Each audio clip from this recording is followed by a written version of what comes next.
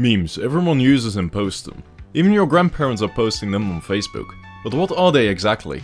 Now before we talk about memes, make sure you like and subscribe! Sorry, I'm never gonna do that again. At its core, a meme is like a little piece of cultural DNA, spreading from person to person through the vast tubes of the internet. It's a series of tubes! But instead of genes, memes carry ideas, jokes and behaviors. They're like inside jokes for the digital age. Shared and reshared until they become part of our online language. Now the thing that makes memes so fascinating is their ability to evolve and adapt. Memes are like living organisms in a digital ecosystem, changing and mutating with each share and remix. There we go, a Stalker reference. Now I can put Stalker 2 in the tags. This adaptability is what allows memes to stay fresh and relevant, even as internet cultures shift and change over time. But memes aren't just about making us laugh. They can also reflect deeper cultural trends, serving as mirrors to society's joys, anxieties and absurdities, from political satire to nostalgic throwbacks. Memes have a way of capturing the zeitgeist of the moment, in a way that's both clever and accessible. And here's the kicker, memes aren't just confined to the digital realm. Sure, they might start on Reddit, I really wish I didn't have to mention Reddit, or Twitter, but they can quickly leapfrog into the real world, plastered on t-shirts, graffiti, and even mainstream media. That's the power of memes. They bridge the gap between virtual and physical, blurring the lines between online and offline culture. But where did they come from? It's the early days of the internet, a wild and untamed frontier, where anything goes. People are just starting to figure out this whole online thing. And amidst the chaos, something remarkable is happening. The birth of memes. Back then, memes were quite simple. Basic images or phrases passed around on imaging boards and email chains. One of the earliest examples was the infamous dancing baby, a jiggly 3D animation that became an internet sensation in the late 90s. It might seem primitive by today's standards, but back then it was cutting-edge comedy. As the internet grew and evolved, so did memes. Platforms like 4chan and Something Awful became breeding grounds for new meme culture, giving rise to iconic characters like the Pedo Bear and Rick Rolling. These early memes were like inside jokes for the internet's most dedicated denizens, shared and reshared until they became part of the digital lexicon. But it wasn't just about funny pictures and phrases. Memes also became a way for people to express themselves and connect to each other. From the I can ask cheeseburgers cat to the that girl, memes offered a shared language for internet users to communicate their emotions. And then of course there were memes that transcended the internet and became part of the mainstream culture. Who could forget Charlie Bit My Finger or Chocolate Rain? Chocolate Rain. Viral sensations that captured the hearts and minds of millions around the world. These memes weren't just fleeting fads, they were cultural touchstones, as weird as that might sound, shaping the way we interact with the digital world. Fast forward to today and memes have not only infiltrated, but also transformed mainstream culture. They've become a staple ingredient for the recipe of contemporary advertising, injecting campaigns with humor, relatability, and shareability. Advertisers have long recognized the immense potential of memes to capture the attention of consumers and generate a buzz around their products. By cleverly tapping into the popular internet trends and humor, brands can create campaigns that feel quote-unquote resonating with audiences in a way that traditional advertisements often struggle to achieve. Though it pretty much always comes off as cheesy and cringy. For instance, remember the Old Spice guy? The series of commercials featuring the eccentric spokesman became a viral sensation, spawning countless of memes and garnering millions of views on YouTube. The campaign not only revitalized the brand, but also demonstrated the power of memes to create a lasting impact in the minds of their consumers, aka hypnotize them. Similarly, companies like Wendy's have gained notoriety for their witty and disrespectful social media presence, engaging with their consumers in a playful and meme-centric manner. Beyond advertising, memes have also left a mark on the world of television and film. Shows like South Park, The Simpsons and Family Guy. Holy crap, Lois, I am in a Mifebeol video. Have long been known for their satirical takes on pop culture and often incorporating memes and internet references into their episodes. These shows serve as both mirrors and magnifiers of social trends. amplifying their absurdities of meme culture while also reflecting the collective consciousness of the internet age.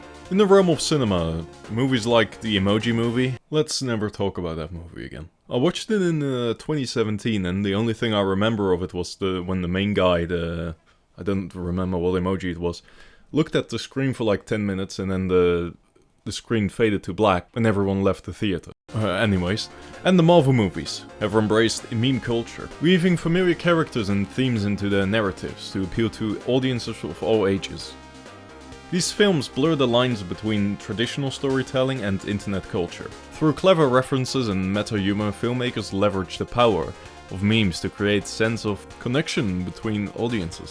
Social media platforms like Twitter, Instagram, TikTok, and 4chan serve as bustling hubs of digital interaction, where memes are born, shared, and reshared with lightning speed.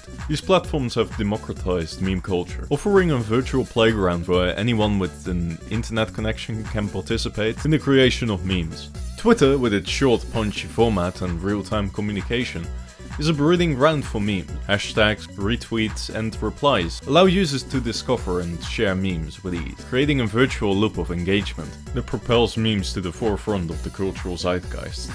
Instagram, on the other hand, has become a haven for visual memes, with users sharing everything from funny photos to cleverly edited videos. Its emphasis on visual storytelling and aesthetic appeal makes it an ideal canvas for meme creators to showcase their work. From relatable memes about everyday life to tongue-in-cheek humor about celebrity culture, Instagram offers a diverse array of content for meme enthusiasts.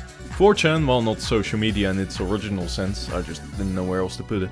Anyways, with its anonymous and decentralized nature, has also played a significant role in shaping meme culture. Its image boards, various boards such as Bee and Paul, have been breeding grounds for new meme formats and trends, giving rise to iconic characters like the Wojak and Pepe the Frog, and many more, but I'm not listing them all because that would take like hours. And then there's TikTok, the latest addition to the social media world. With its short-form video format and emphasis on creativity, TikTok has quickly emerged as a hotbed of meme culture.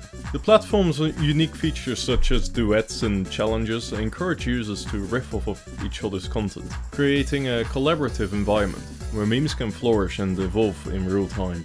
But what truly sets apart social media is the power of algorithms. These platforms are powered by complex algorithms that analyze users' behavior and preferences, determining which content is likely to be shared and engaged with. As a result, memes that strike a chord with users can quickly gain traction and spread like wildfire, reaching millions of people in a matter of hours. This part of the video will be really annoying to edit, sorry future me. Now, while researching the different meme eras, I found that there isn't much info, other than vague descriptions like the classical era and the rage era. That doesn't even describe anything. So I went out of my own way to create a new timeline, which was quite hard to do since meme genres don't really have any defining start date or end date. Here you can see that I made a timeline with some of the most popular memes of that year at the bottom of the line. I also added a few eras to make it a bit easier to categorize the memes.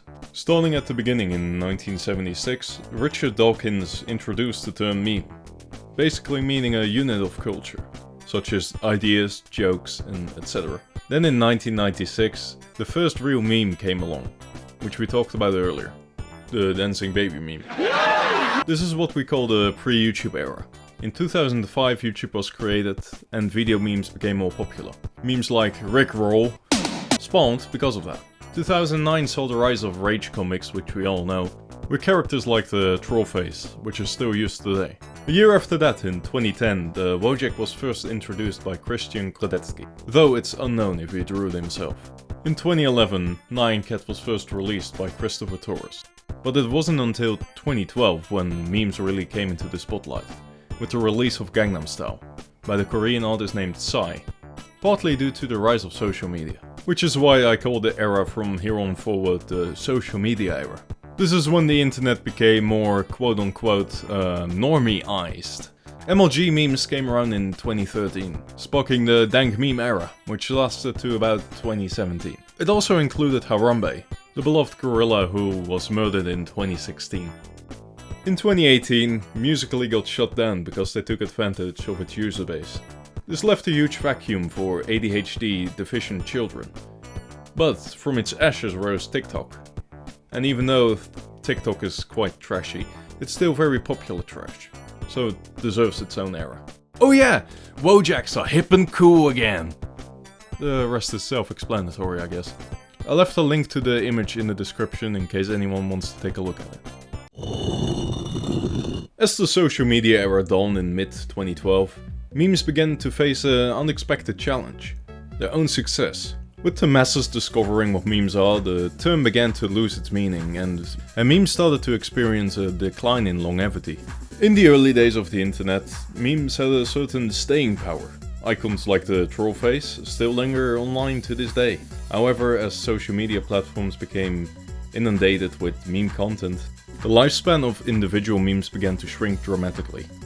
For instance, while That Boy enjoyed a brief surge in popularity in 2016, its relevancy faded within a few short months. And now we find ourselves in an era where memes can go from a viral sensation to forgotten relic in a matter of days, or even hours. This rapid turnover can be attributed to several factors. 1. The sheer volume of content on social media platforms makes it increasingly challenging for individual memes to stand out and maintain relevancy. 2. Additionally, the democratization of memes means that virtually anyone can make a meme, which leads to a saturation of the meme market. And 3. More people have been introduced to short-form video content, since a lot of platforms have been pushing it, which as a result left them to have the attention span of a coke-induced small Mexican chihuahua. Moreover, the algorithm-driven nature of social media exacerbates the issue. Platforms prioritize fresh and engaging content, often at the expense of older memes. As a result, memes that fail to capture that immediate, short attention span of the viewers are swiftly buried beneath infinite layers of quicksand. In this fast-paced environment, memes have become disposable commodities, consumed for a quick dopamine high and discarded with little regard. While some may argue that this rapid turnover reflects the dynamicism of internet culture, others lament the loss of deeper, more enduring memes that once defined online discourse. Furthermore, the term meme has been misused in various contexts, diluting the original meaning. Animation memes, for example, are often just fan animations, rather than true memes in the cultural sense. This misuse further contributes to the blurring lines between genuine meme culture and other forms of online content. That, or maybe I'm just getting too old for memes, but I don't really want to think about that being a possibility.